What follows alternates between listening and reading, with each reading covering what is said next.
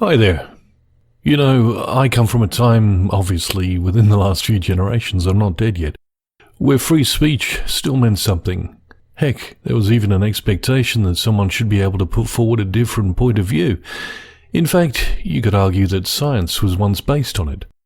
Basically, someone puts forward a theory, and others look for proof and either find it's backed up, or it fails as a theory because you can't prove what is put forward. A fact of nature, a religion, a form of government, any worth its salt would be dependent on free speech, because how can something become more modern or move forward without someone voicing how it could be improved? It seems, though, that the sciences have closed their eyes to any theories but those that are peer-reviewed. The government no longer represents the voice of the people, and the main internet platforms don't want you to hear certain words or ideas. These three monkeys are the ultimate enclosed minds, and the problem with free speech is that it needs an open mind to accept new thoughts as a possibility. But open minds are few and far between in today's world. Here I am today watching as channels are deleted from YouTube, Facebook, Twitter, a modern book burning of free speech, if you will, and politicians shout that old worn battle cry of conspiracy theory as they sneer at all the so-called false information being presented as fact. And the news media storms forward with their doublespeak of new normals, social distancing, and saving lives by staying home, on hourly and daily repeat, so that with no alternative point of view we're led to believe the streets should be littered with corpses. We're in a world where the governments and media praises or voices displeasure at the populace depending on how they handle any new rules of the game, like the surrogate parents they pretend to be. This very world is the same one where we're all told we need to stay at home for a couple of weeks to flatten the curve, but then stay longer to save lives, and longer still to prevent a second wave, and then given a speech about new normals while waiting for an injection, when the time bought for hospitals should now be more than adequate to deal with anything the virus can throw at them. We're presented with figures that show a very low number of deaths. The paperwork that informs doctors to put causes of death as the virus, although death may plainly be from another cause, and some hospitals seem to be given a cash incentive if they deal with a patient that tests positive. Again, we are bombarded in the news and political echo chambers with virus this and that day after day, to such an extent one might believe, given the evidence, that someone should be brought to justice for shouting fire in a theatre where there is none.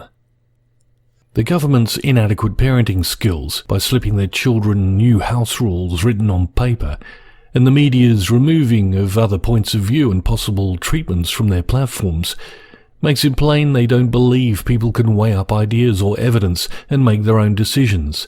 In a roundabout way, they're telling us they think we're too stupid to process anything that isn't sanctioned and repeated on an hourly basis. The irony is that the government is the very institution responsible in many cases for the quality of education given to their voters. And so, at last, we come around to the topic of this video: trust. Here in Australia, and it seems the rest of the world too, we're being asked to put our trust in governments, media, and the WHO with no reciprocation. Here, it seems testing is to be ramped up, and anyone who gets flu-like symptoms is being asked to go and get tested to see if they have the virus. Probably using the same test kits the Tanzanian president ordered recently, which he used on fruit and a goat, which both tested positive.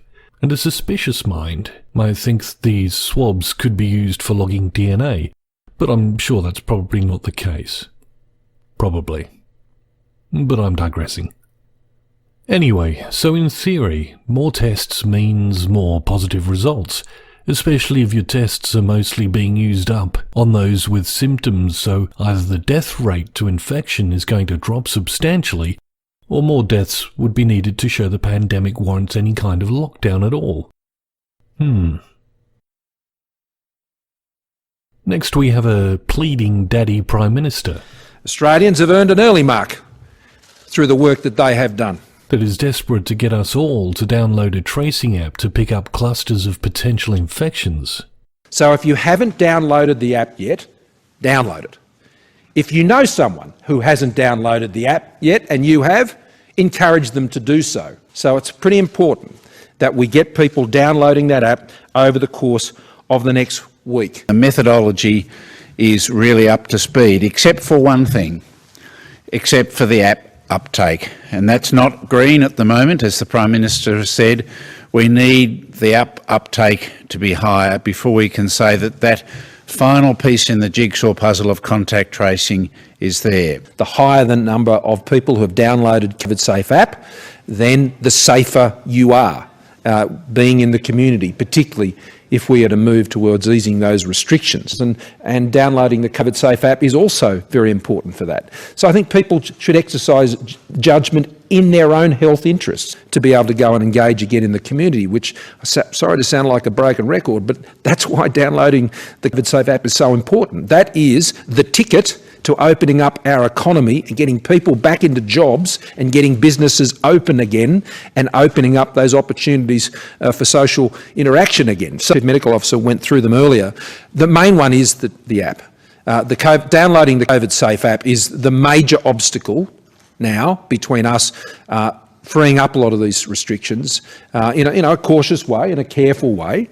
It's not open slather. That's not what has ever been contemplated, and I wouldn't want to raise expectations in that sense of that. But the plans are already in place for that. So the one that still remains uncertain is the degree to which we can get the COVID Safe app throughout the community in a way that would give us confidence that when we open up the economy, then when people go out into the economy, that if anyone is a risk, that those who have come in contact with them can be very quickly identified and we can keep it under control. The answer to when can we go to the pub? Well, the first step to getting back to that is downloading COVID Safe. Now, if that isn't an incentive for Australians to download COVID Safe on a Friday, I don't know what is. And so I'd encourage people to do just that this afternoon. Really, in cases like this, time is everything. This is why, again, I keep coming back to it on the COVID Safe app. Time is critical in keeping in control and over the top of this virus. Every second counts. And that's why, particularly in those early phases, the ability to know what's going on and how to respond to it. It's an app, mind you, that's as good as a fixed red light camera. By the time someone gets caught, any chance of stopping potential deaths is long gone. He even hints at his decisions of our freedoms being reliant on how many download it. There is one that Australians can do something about, and that is downloading the COVID Safe app. This is a critical issue for National Cabinet when it comes to making decisions next Friday about how restrictions can be eased. And if we allow Australians back out into a more open economy, a more open environment, without the protection of the COVID Safe app, which enables us to know who has been in contact, how we can isolate those groups, how we can constrain and constrict that virus from getting to other people. We need that tool so we can open up the economy to encourage the employees to download the COVID Safe app. And there's nothing wrong with that. Patrons of takeaway cafes or restaurants or pubs operating in the takeaway mode, I'm sure will be encouraging their patrons to download the COVID Safe app, because if you download the COVID Safe app, then more businesses will be open, and that's so it's done on the basis of encouragement. In the national public health interest, but I've got to say in the national economic interest. The protections are there, they're in place, they've been reviewed, and you've seen all of that. And so that I can get my plug-in for COVID Safe as well, if you want to get out to play, download the app today. Well said. Thanks very much, everyone. Unfortunately, only about 5 million have taken up the offer so far, and a minimum of 10 million is really needed to make it useful. So they've recently made a song and dance of putting through legislation to enforce imprisonment on anyone found misusing information from the app to try and engender trust in the population. So there's a fair amount of trust expected here, isn't there? I mean, if hackers were deterred by legislation, well, there wouldn't be any hackers, would there? This year alone, over 30 data breaches have occurred in Australia, and those are just the known and admitted ones.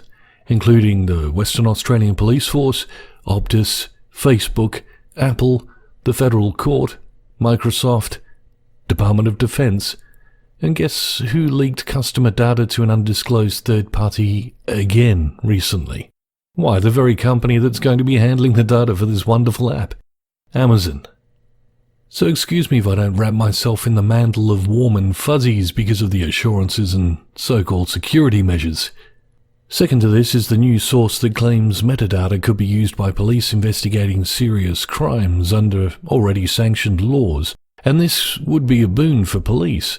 Imagine a murder where you could find any phone number within a certain radius of the deceased for the last 2 weeks. Handy, eh?